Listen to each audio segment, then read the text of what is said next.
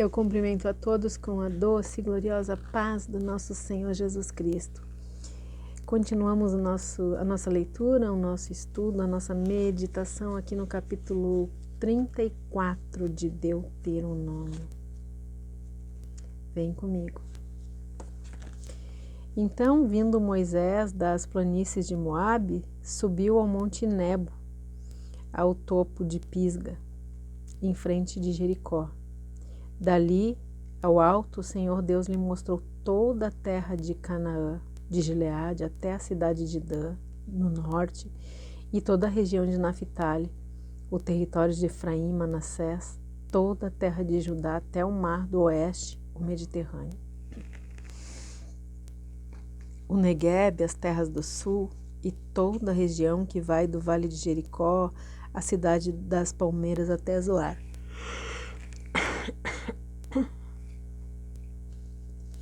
E falou o Senhor a Moisés: esta é a terra que prometi sob juramento a Abraão, a Isaque e a Jacó, quando lhes afirmei: a tua descendência darei essa terra.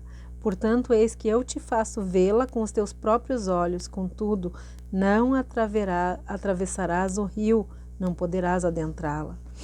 Sendo assim, Moisés, o servo do Senhor, morreu ali em Moabe, como ordenou o Senhor. Deus mesmo o sepultou em Moabe, num vale que fica em frente da cidade de Bet-peor. Mas até esses dias ninguém sabe onde está localizada a sua sepultura. Moisés tinha 120 anos de idade quando morreu. No entanto, nem os seus olhos, nem o seu vigor físico haviam desvanecido. Os filhos de Israel prantearam a morte de Moisés ali mesmo, nas planícies de Moabe, durante 30 dias, até passar o período tradicionalmente dedicado ao luto. Contudo, Josué, filho de Nun, estava cheio do espírito de sabedoria, porque Moisés havia imposto as suas mãos sobre ele e, portanto, os filhos de Israel lhe deram ouvidos e fizeram tudo conforme o Senhor ordenou a Moisés. Em Israel, todavia, nunca mais se levantou um profeta como Moisés, com quem o Senhor houvesse dialogado face a face. Também jamais surgiu alguém que realizasse milagres, sinais portentosos e maravilhas, semelhante àqueles que Moisés, em obediência às ordens do Senhor, fez no Egito contra o faraó, contra todos os seus servos e exércitos e contra a terra dos egípcios. Porquanto em momento algum houve uma pessoa que demonstrasse tamanho poder como Moisés, tampouco realizasse as obras temíveis que Moisés ministrou aos olhos de todo o povo de Israel.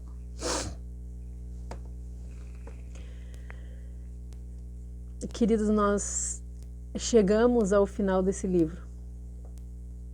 Moisés estava representando Deus nessa caminhada e representou muito bem. Por um momento, vamos imaginar a cena de um pai amoroso levando a filha à porta da igreja para o casamento. Antes de entregar a filha ao noivo, ele explica carinhosamente tudo o que ela deve fazer e o que ela não deve para manter o seu casamento feliz e seguro. A sensação de Moisés era de satisfação. Antes de morrer, ele cumpriu muito bem o seu dever de pai espiritual. A morte é o fim de todas as ações humanas. Ninguém faz ou diz qualquer coisa depois da morte, né? Portanto, fica claro que Moisés não escreveu o último capítulo desse livro. Quando Moisés morreu, Josué assumiu a liderança do povo de Deus. A vida de Moisés é a inspiração e o exemplo para a liderança de Josué, né? E deve ser para todos nós cristãos. A dependência de Deus, a intimidade com Deus, o jeito de servir ao povo de Deus, a paciência, a mansidão com que Moisés conduziu o povo de Deus pelo deserto. Isso tem que ser o nosso espelho. Esse homem, ele mostrou a diferença de verdade entre os que servem e os que não servem a Deus. Moisés morreu com 120 anos e até o último suspiro ele manteve toda a força e todo o vigor. Aqui no versículo 1,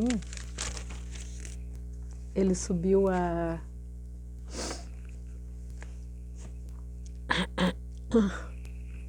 ele subiu a campina de Moabe, né? Lá no Monte Nebo. E ali do 1 até o 3, o Senhor mostrou toda a terra para Moisés. Daí no 4, Deus falou para Moisés sobre a promessa e o cumprimento dela, mostrando que ele havia cumprido com excelência a sua missão, né? Portanto, estava na hora dele descansar. E no versículo 6, diz que Moisés morreu sozinho no Monte Nebo, na terra de Moabe. Ninguém achou a sua sepultura. Certamente para que ele não se tornasse, né, um ídolo no meio do povo. Depois aqui no versículo 7, que diz que apesar dos 120 anos, Moisés enxergava bem e estava muito bem com todas as suas capacidades, né? Depois no versículo 8 diz que o povo liderado por ele chorou 30 dias e só partiu depois do mês de luto, né? E no versículo 9 a gente vê que Moisés impôs as mãos sobre Josué e ordenou ao povo que obedecesse a Josué, porque ele estava cheio do espírito de sabedoria. E no versículo 10, Moisés falou face a face com Deus como ninguém antes e nem depois dele falou, a não ser o próprio Cristo, né? E os versículos 11 e 12 dizem que Moisés foi um instrumento único, usado nas mãos de Deus para cumprir os magníficos planos de Deus nesse mundo. Enquanto estava vivo, Moisés marcou a história. Depois de morrer, Moisés foi ressuscitado logo em seguida. Judas, lá no capítulo 1, explica que, devido aos pecados de Moisés, o diabo acreditava ter direito ao corpo dele. E é por isso que houve uma disputa espiritual e Cristo venceu Satanás. E em Mateus 17,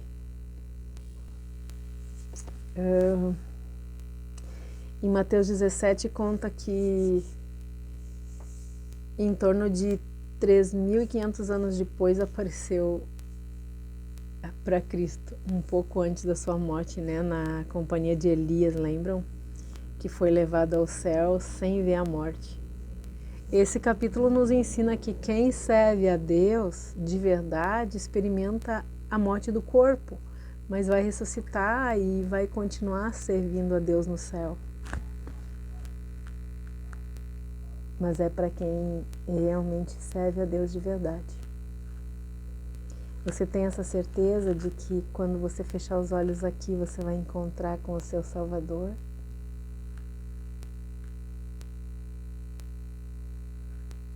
Lembra dos capítulos anteriores, onde a gente aprendeu que a hora é essa, que o dia é hoje? É tempo de decisão, queridos. Amanhã pode ser tarde demais. Que Deus nos abençoe, nos guarde, que Ele perdoe os nossos pecados, que Ele tenha misericórdia de todos nós e que Ele faça resplandecer o seu rosto sobre todos nós. Um forte abraço e até o próximo capítulo, até o próximo livro, em nome de Jesus.